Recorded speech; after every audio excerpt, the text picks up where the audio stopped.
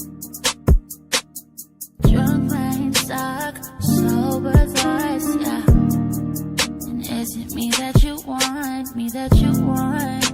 Guess it's me that you want tonight. 'Cause I think we talk more when you're intoxicated, inebriated. Welcome to the Nita and Donald Show. Dominique is not with me today, so today I'm just gonna be doing a story time all by myself. It's gonna be about the first time I got cheated on, how I felt, and a little bit of advice.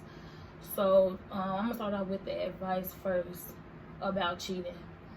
I feel like cheating is degrading, and I feel like it's disrespectful and it's violating because you're causing emotional damage to somebody's life. Like, if you're unhappy and you feel as if you don't want it anymore, just leave it. And a lot of people make the excuse as if I love this person, so I just can't leave them, so I might as well just go and cheat, and then what they don't know won't hurt them. That's not the way to go about it, because it's still causing emotional damage at the end of the day.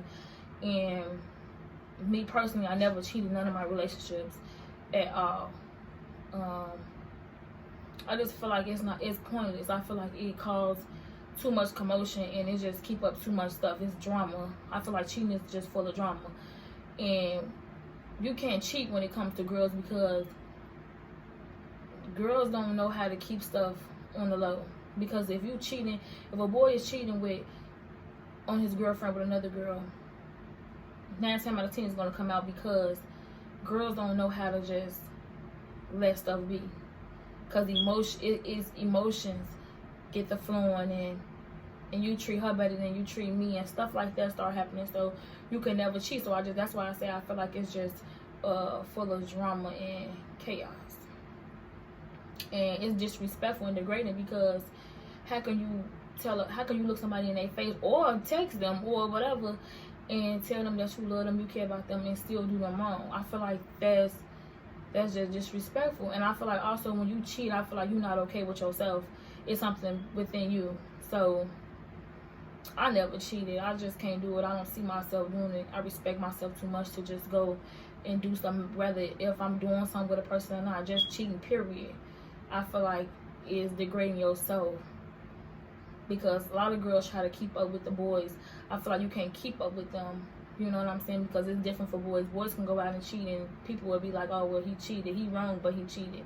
A girl go out and cheat, then, she, every name there is, and stuff like that. So you just always got to just respect yourself and stop trying to match up with the boys, because you can't. So that's what I feel about cheating. So you could comment below if you feel something different, and I want y'all to comment below and tell me, like, when y'all got cheated on, how did y'all feel, and how did y'all react, and how did y'all deal with it? Like, did you leave, or did you work it out, or stuff like that? Me personally, if somebody was to cheat on me, if my boyfriend now was to cheat on me, or whoever, like, no, I'm not going through the, okay, you get a chance here, then you get another chance here. Because once you let a person slide the first time, they continue to do it, and then there you go. You open the doorway for them to do whatever they want to you, because they know for a fact you want to accept them back. That's not what's going on here. I've been through too much stuff emotionally with cheating, and having people in my life that was toxic as far as boys. So, no, I'm not going down that road. And I'm 20 now, so it's time for me to grow up, and the person that I'm with, to have that same understanding. So yeah.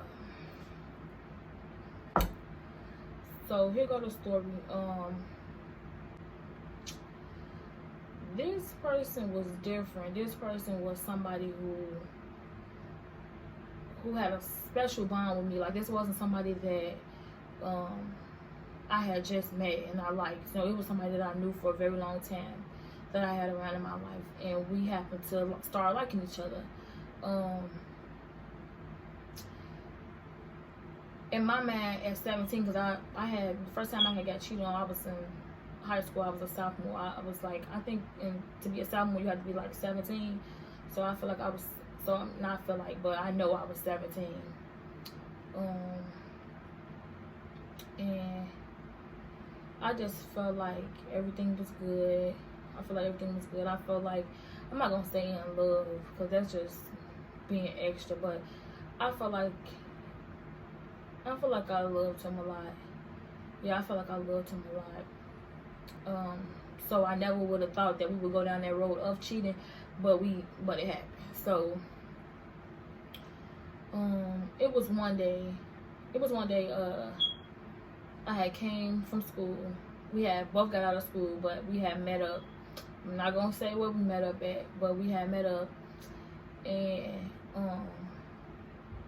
I used to always, I had a habit of going through the phones, and that's something that I'm still working on. What I don't do anymore, because I feel like whatever you go and you find, like if you pick up somebody's phone, or if you pick up a boy's phone and you go through his phone, you trying to hurt your feelings, even if it's something in there. Like if it's something in there, then you trying to hurt your feelings. Like I'm not going through that, so I mean whatever you're doing gonna eventually come out, and that's how I accept it. Whatever you're doing is gonna eventually come out. I don't have to go looking for it. It's gonna come out. Especially when you're dealing with girls, it's gonna come out. So, I forgot where I was at.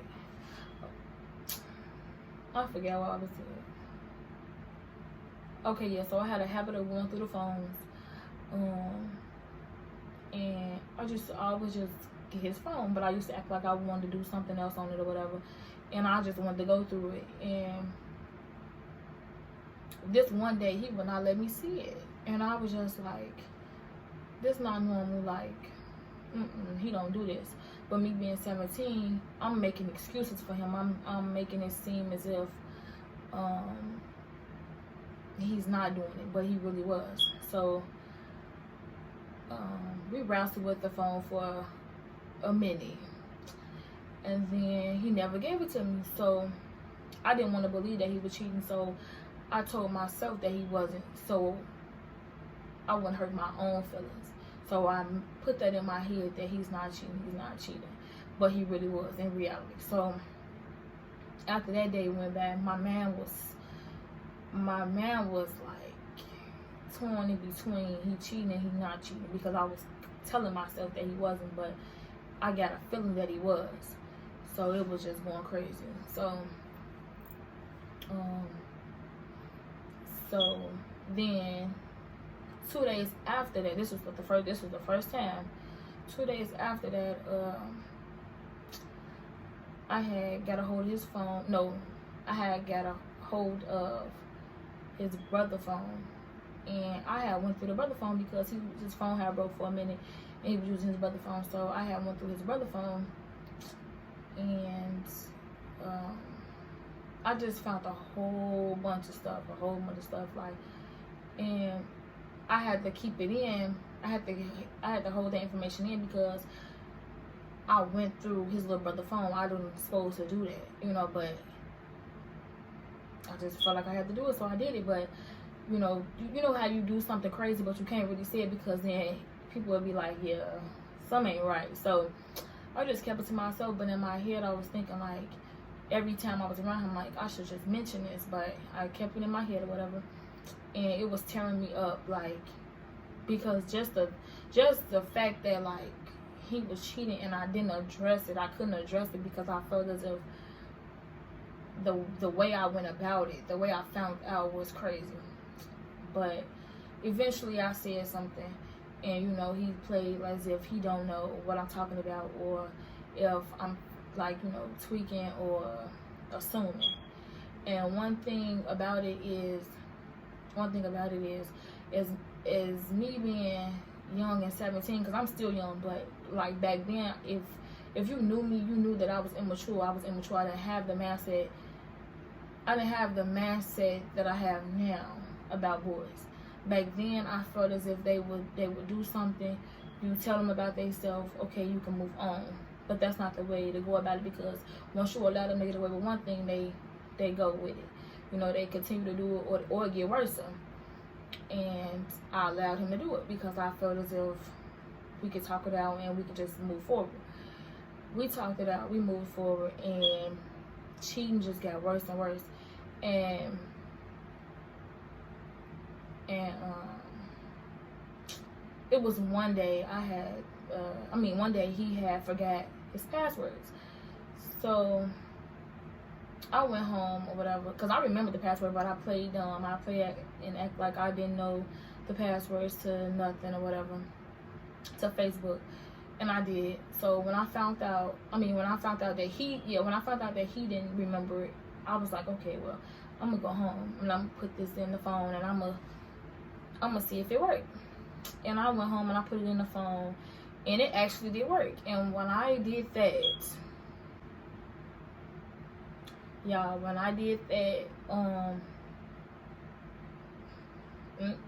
it was so much stuff popped up. Like, it was just so much stuff, and I just couldn't believe it.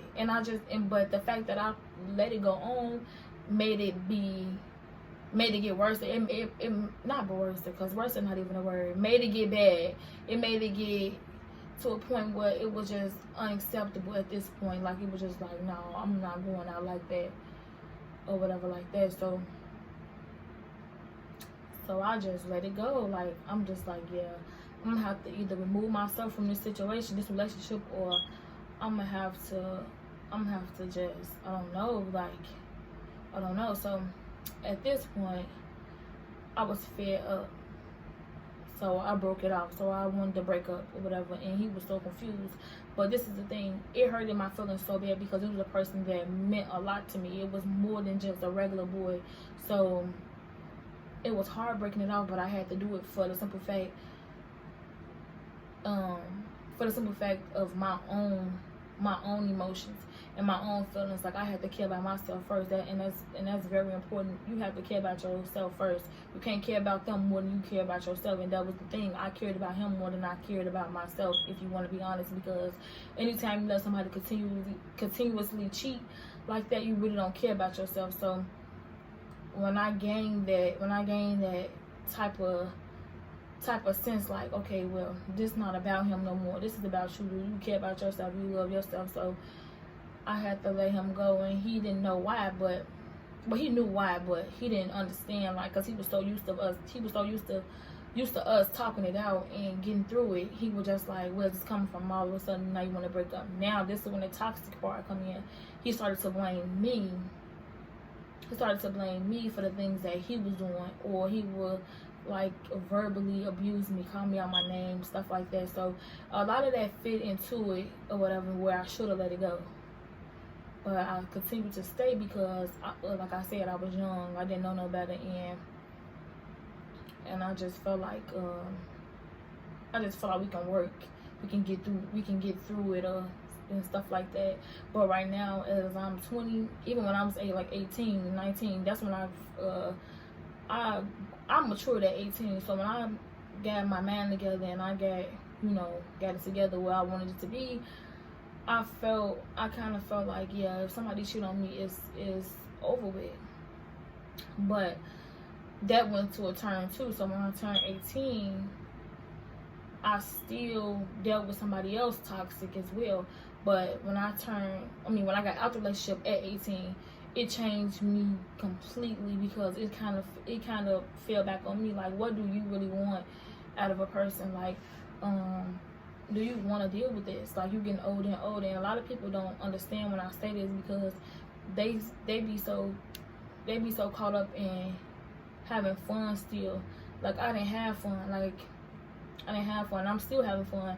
It's just the fact that I'm not gonna let nobody disrespect me and verbally abuse me and damage me emotionally. I cannot do that. But somebody did damage me emotionally, and a lot of people just don't understand. Like, when somebody do you wrong and you a good person, you can't just forget about that. You can't turn over a new leaf just like that. Like, even if somebody come into your life, you still can. Like, when I met Dominique, like, he helped me in my relationship, and that's what a lot of people don't know. Like, when I was getting out of my relationship, I was talking to Dominique, and he was just like, he didn't know that until now, but he know that now. But over the fact of what happened to me with that other relationship, so I just continue to feel like, no, I can't talk to him. Like, because Dominique wanted to talk to me for a very long time, but I didn't want to talk to him for real because I wasn't ready. And I felt like if I would have talked to him, it wouldn't have lasted because I would have accused him of so much, and I would have put somebody else's baggage on him. So I kind of ran from it a little bit, and then I kind of told myself, like, yeah, you don't like him. You know, I told myself I didn't like him because of my own situation and then my own personal doubts about him. But instead of just taking a step back and just understanding, like, okay, yeah, you've been through a lot. This person might not be how they was. So that's how it be. So, like, you know, and this kind of went, like, into 3 different stories at once, but it kind of went to 3 different stories at once, but you get what I'm trying to go with it. Like, when I met Dominique, like, it was just, I don't know, it was different. Like, we was just cool. It was just like it was a friend first. Like, even though he said we was not friends because he didn't want to be friends, it was like a friend first. Like, we talked every single day. Like, we laughed about a lot of things. Like, we got to know each other. Like, that's one relationship that we actually got to know each other, like, real off, like, we really got to know each other just flat out. Like, because everybody that I ever dated, I knew them. I didn't know him. You know what I'm saying? So it was kind of different. It was kind of like we got to know each other as time went on. And he knew things I didn't like. I knew things he didn't like. So I gave him a chance. But, like, he helped me get through that because what I was dealing with was toxic. And still right now today, like, I'm messed up emotionally. Like, I still have, like, with Dominique, and I'm with him now, like, I still be thinking stuff. Like, I still had these thoughts in my head, like, well, maybe he doing this and maybe doing that because of somebody else's baggage. I don't know that for sure, but that's what I assume because of somebody else's baggage. And I be working on it because I know that I want him in my life. But, you know, when somebody scar you like that, you can't just get over that like that. You can't brush that off. Even if somebody come into your life and sweep you off your feet, like, you still can't forget about it because nobody's perfect, and you still gonna have that in your head because, I mean, that's just how life is. Like, you still gonna have it in your head because you know you gave that person your all. So you be thinking, what if I get this person my all and he do the same exact thing? Or maybe this is just, you know, just an ongoing thing for me. So I don't know. So yeah, that's how that went. But yeah, don't let nobody, like, cheat on you and misuse you and take you for granted. Like, you have to know your worth. I know my worth a lot now. Like, I know that I deserve a lot. I know I'm a good person, and I always give myself credit. Even if somebody else don't give me credit, I always let myself know. Like, even when I'm talking to somebody else, I tell them, like, I'm a good person. Like, if we talking about, like, qualities in each other, like, I give myself credit. Like, I'm a good person. Like, I'm genuine, and, like, you can sit up and talk to me about anything. You know what I'm saying? Like, and with other relationships, it wasn't that I didn't love myself or didn't know my worth. Well, it was that too, but it really wasn't. It was the fact that I was young and I was just dating and not understanding the definition of dating and what a relationship consists of and what not to tolerate. And I just had to really just learn on my own. I had to go about it the way that I felt like I should go about it. Like, I didn't want nobody to tell me how to be in a relationship or what not to tolerate. I wanted to learn, and I'm glad, and it might sound crazy, but I'm glad that I went through all of that because it helped me understand and it shaped me as a person. Because if you met me back then and you meet me now, like, you would be like, yeah, you changed a lot, but you changed for the better. So yeah, so just don't let nobody cheat on you and take you for granted and make you feel like you're not worth it. You know what I'm saying? Because a boy that likes you, or a man, whatever one you want to say, like, he will cherish everything. Like, he will care about your feelings. Like, he will be compassionate. Like, he will show you the most attention. And, like, I dated somebody, and they act like they was just so busy, like, too busy for me. If somebody really cared about you, they would never be too busy. They would always make time for you. Like, you wouldn't have to like always come up with ideas. They would come up ideas with you.